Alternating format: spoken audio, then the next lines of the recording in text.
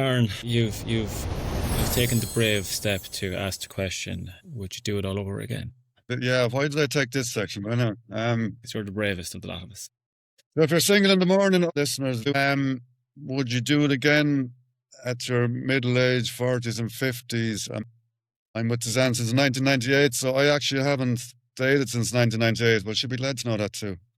But it would be totally different nowadays, wouldn't it? Hopefully she's not having to wait for this podcast to find that out, Aaron. She's not she's knocking here in the office window. But because like we met in the local pub, give Morrissey's a shout out, and Where the disco. Great relationship started, and start. Back then, the slow set was there, and I had to pluck up the courage, go over and ask her to dance. It was probably more personable. But nowadays, what is it? Tinder or swipe up, down, left, right, or something? Is it? Or no, don't swipe at all? Is it? Or Does anyone know why they got rid of the slow set? I don't know, Niall. Well, there isn't even a disco in this town anymore. But I don't know. Like, where did the power? The slow set, they got rid of the slow set, before Tinder and all of that type of stuff. So it's one of life's great unexplained mysteries for me, why the slow set disappeared. Well, maybe the disco used to be 3 hours. Was it an hour then or something? Speed it up. I don't know. But yeah, as I said, I probably wouldn't cope with the dating scene nowadays. So no, I wouldn't do it again. No. I'd say around the slow set thing, no, I'd say it evolved. Okay, I wasn't in a nightclub in a long time. But back in the earlier days, probably found that the slow set wasn't filling the floor, and nightclubs just took it away.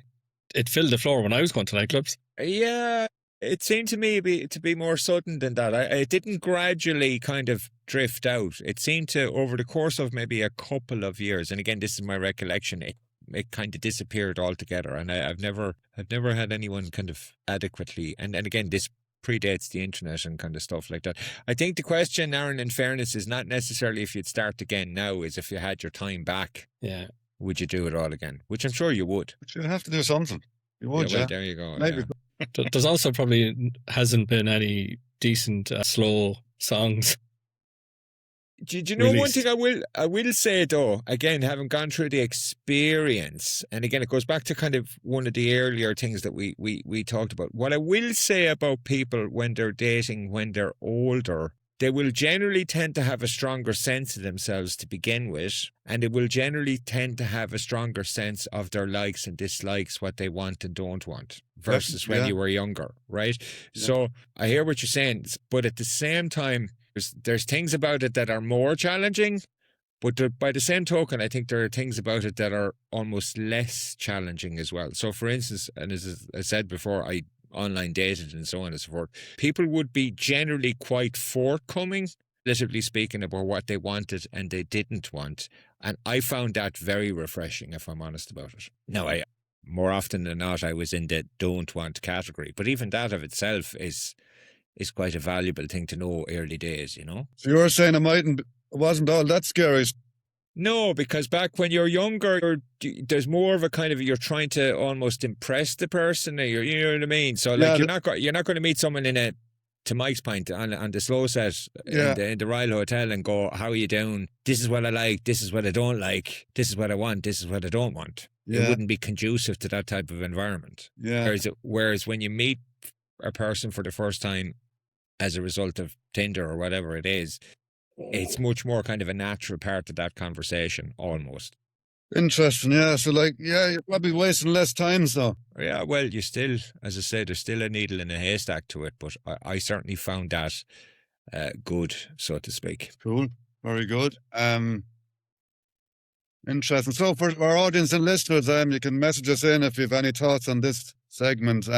Just have a think about it. It's interesting to see what you might suggest. I would say that's obviously coming across in this podcast, lads, is how incredibly romantic we all are.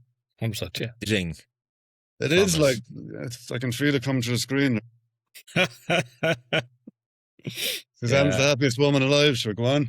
But it's a good question to ask. Would you do it all over again? Obviously, my first answer was yes, definitely I would do it all over again. But at least for me, it was it was tough. You know, I do a long distance relationship, a lot of tears at airports, a lot of self-doubt, another culture, another language, Yeah. a lot of trying to, convince yourself this is the right thing to do and it's all for love, while all your friends are out partying. Or there's always the logical part of my brain would say, no way, I would not do it again. But then when it comes to love, who listens to the logical part of your brain? Yeah, right? But I don't know that there's necessarily, Terence point, I don't know there's necessarily a straight line. I think that's part of the problem, that almost from a kind of societal point of view, you think that it's meant to go in a particular order, in a particular way, and certain things are meant to happen by approximate timelines. And then if it doesn't go in that way, in that particular order, with those particular timelines,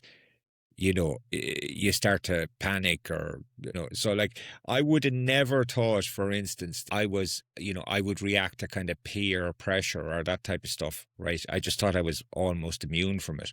I now realize, though, looking back, that when Pat and Shane, when both of those got married, and they got married close enough together, that impacted upon me. I didn't realize it at the time.